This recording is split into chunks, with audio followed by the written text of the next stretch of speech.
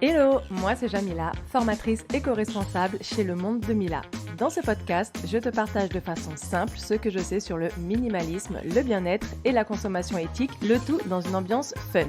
Après plusieurs années de surconsommation, de mauvaise gestion financière et de désorganisation, j'ai vécu une transformation radicale dans ma manière de consommer et de vivre. Grâce à ces nouvelles habitudes, j'ai réduit mes dépenses, ma charge mentale et ma vie est beaucoup plus simple sur tous les aspects. Aujourd'hui, j'accompagne les femmes dans leur quotidien pour les aider à prendre soin d'elles, de leur budget et de la planète grâce à mes accompagnements personnalisés. Pas d'écologie élitiste ou inaccessible et encore moins compliquée. Si tu es à la recherche de conseils, d'astuces, de retours d'expérience et d'une bonne dose de bonne humeur, tu es au bon endroit. Alors installe-toi confortablement et c'est parti pour l'épisode du jour. Hello! Dans l'épisode d'aujourd'hui, je vais te parler de shopping et plus précisément sur la façon de créer des habitudes d'achat saines. Mais d'abord, un peu de contexte pour que tu aies une idée de ce que je veux dire. J'étais accro au shopping, donc je sais que certains et certaines d'entre vous le savent, mais je suis pas sûre d'avoir jamais vraiment expliqué à quel point ma dépendance au shopping, elle était importante. En gros, au début de ma vingtaine, je faisais du shopping plusieurs fois par semaine et je dépensais presque tout mon salaire. Donc j'avais la chance d'avoir un petit loyer entre guillemets à cette époque et j'ai jamais été au point de m'endetter mais suffisamment pour être régulièrement à découvert. Je dépensais de l'argent dont j'avais pas besoin pour acheter des choses dont je voulais pas vraiment. C'était évidemment un problème. C'était des chaussures, des sacs à main, du maquillage, des accessoires, tout ce qui pouvait me donner ce petit coup de dopamine. Et à l'époque, j'étais très influencée par les magazines et Pinterest et Insta et tout ça. Tout ce que je voyais et que je trouvais beau, je le voulais. J'étais aussi le genre de personne qui se promenait dans un magasin juste pour traîner et passer le temps. Puis je parcourais mais littéralement chaque étagère à la recherche de tout ce qui pouvait me procurer de la joie. Voilà donc où j'en étais. J'avais pas une relation hyper saine avec le shopping. Heureusement, depuis, j'ai changé. Je suis assez fière de dire qu'aujourd'hui, je suis minimaliste depuis environ 4-5 ans. Alors minimaliste dans ma propre définition du minimalisme. J'en ai déjà parlé, mais je suis pas la minimaliste qu'on voit sur Insta, en mode 2 pantalons, 3 t-shirts, une crème visage et basta. Mais entre 2019 et 2023, j'ai pas du tout acheté de vêtements, chaussures, accessoires ou ce genre de choses, ce qui aurait été inimaginable il y a 10 ans. Alors ok, c'est pas tout à fait pas du tout,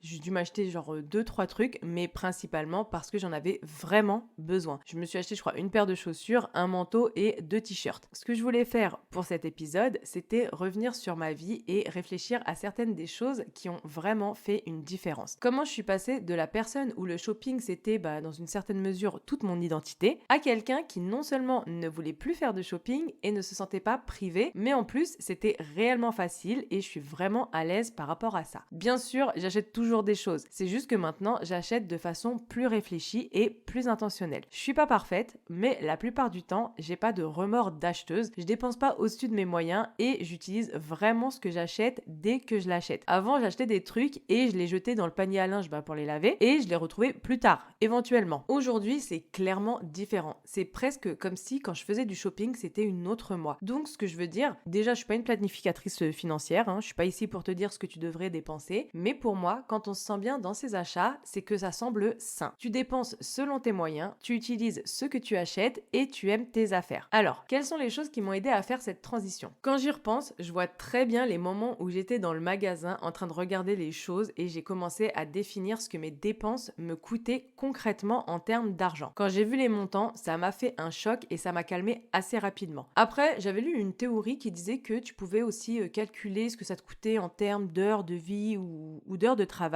En gros, ça disait que si tu veux acheter un pull à 30 € et que tu gagnes 10 € de l'heure, ce pull, en fait, il t'a coûté 3 heures de vie ou plus précisément 3 heures de travail. Alors, ça peut être une manière de voir les choses et de t'aider à changer tes habitudes d'achat, mais honnêtement, cette technique, elle fonctionne pas pour moi. L'important, c'est que tu puisses choisir ce qui est important et ce qui a du sens pour toi. Tu peux comparer le montant de tes achats à combien de courses alimentaires ça va te coûter, etc. En temps de vie, je trouve que c'est pas hyper clair. Je veux dire, oui, ok, notre temps, il est précieux, nos vies, elles sont précieuses, tout ça, je suis suis d'accord. Mais cette idée de 3 heures de vie, surtout quand t'es jeune et que dans ta tête, t'as l'impression d'avoir la vie devant toi, je suis pas convaincue. T'auras pas vraiment l'impression d'abandonner quelque chose. Et pour le temps de travail, pour la plupart des gens, il faut travailler de toute façon pour gagner de l'argent, sauf si t'es rentière, et tu gagnes cet argent pour le dépenser. C'est pas tout à fait motivant. Ce que j'ai trouvé d'efficace pour moi, c'est d'examiner mes achats en termes de ce qui me coûtait réellement. Par exemple, j'adore voyager. Quand j'achetais un pull qui me coûtait 30 euros, ces 30 euros m'empêchaient de voyager. 30 euros, c'était quand même 1 à 2 nuits d'hôtel pour moi. Alors oui, je voyage pas cher. Il y a plusieurs raisons pour lesquelles ça a été efficace pour moi. Déjà, les voyages, ça a toujours été mon plus grand passe-temps. J'en suis assez passionnée parce que quand t'es en voyage, tu peux vraiment être toi-même. Personne te connaît, tu rencontres plein de nouvelles personnes intéressantes, t'apprends à te connaître, et pour un peu que tu voyages dans des pays où le niveau de vie il est inférieur au tien, ça te remet rapidement les pieds sur terre. Alors non, je vais pas te sortir la fameuse phrase « Ils ont tellement peu mais sont tellement généreux ». Cette phrase, clairement, elle me tue. Ça fait tellement le blanc chez les autochtones. Bref, je déteste cette phrase. Et donc pour moi, les voyages, c'est des moments libérateurs. Après, dans ma manière de voyager, je suis pas au bord de la piscine d'un hôtel 5 étoiles à boire des cocktails. Quand je pensais à mes habitudes de shopping et à ma passion pour les voyages, ça a été plus facile d'arrêter de faire du shopping. Ça résonnait en moi en fait plus sur la partie, sur le plan émotionnel. Ce que je te recommande si tu veux essayer de changer tes habitudes d'achat, c'est de trouver cette chose significative qui va te parler. Ta décision de ne pas faire du shopping, elle sera plus facile. Parce que quand tu compares une robe bon marché en rayon avec quelque chose que tu attends vraiment dans la vie, tout d'un coup, la robe, elle va te dire « mais n'y pense même pas, tu me reposes ». C'est vraiment la première chose qui m'a aidé à transformer mes habitudes d'achat. La deuxième chose, c'est que j'ai changé la façon dont je me percevais. Quand j'étais accro au shopping, j'avais pas une confiance en moi de dingue. Aujourd'hui, j'en suis pas à avoir autant confiance en moi que Tony Stark, mais ça va mieux. En fait, avant, j'achetais pour compenser. Il y avait un truc qui allait pas dans ma vie, bim, j'achetais une nouvelle paire de chaussures. J'avais une soirée ou un événement, bim, j'achetais un nouveau vêtement pour me donner confiance en moi en public, pour donner l'image de quelqu'un qui, au final, j'étais pas. J'avais un petit coup de déprime, bim, un nouveau sac, je m'ennuyais, oh tiens, une vitrine. Pour toi, ça peut être différent. Il y a plein de façons d'associer ton identité à tes habitudes d'achat. Je pense que si t'es dans une situation difficile, tu l'affrontes comme tu peux avec les armes que tu as. Après, là où ça devient plus compliqué et plus dangereux, enfin pas dangereux, c'est un peu, on va dire, problématique, c'est quand tes achats commencent à faire partie de qui tu es et de la façon dont tu te vois. Si on en revient au moment où les choses, elles ont commencé à changer, c'est aussi là où j'ai commencé à me voir différemment. Comme je te dis, j'ai commencé à me connaître, à avoir confiance en moi, à m'intéresser au développement personnel. J'ai aussi fait des thérapies suite à ma dépression. J'ai changé de l'intérieur avant de changer de l'extérieur. Au fur et à mesure,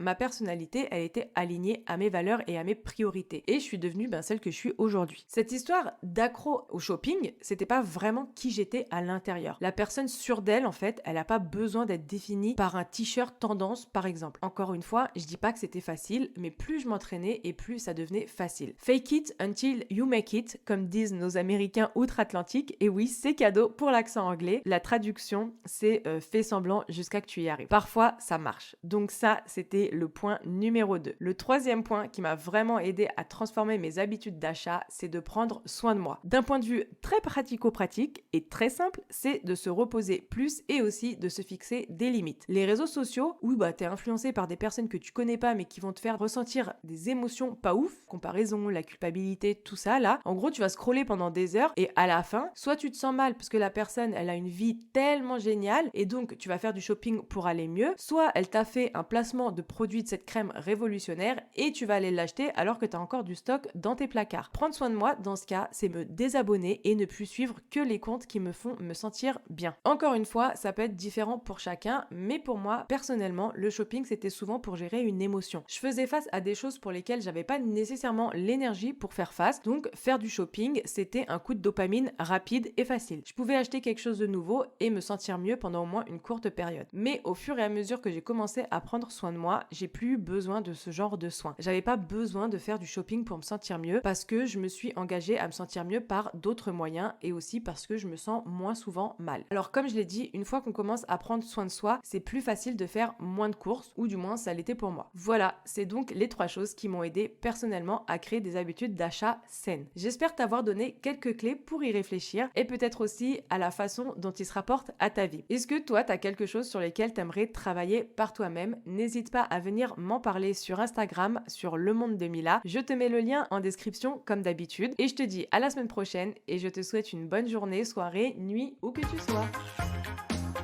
C'est tout pour aujourd'hui. Un grand merci à toi d'avoir écouté cet épisode jusqu'à la fin. Si tu l'as apprécié et que tu veux soutenir ou encourager ce podcast de manière totalement gratuite, n'hésite pas à laisser une note et un commentaire sur Spotify ou Apple Podcast ou ta plateforme d'écoute préférée. Je te souhaite une excellente journée, soirée, nuit, où que tu sois et je te dis à très vite pour un nouvel épisode sur l'Eco Fun Show.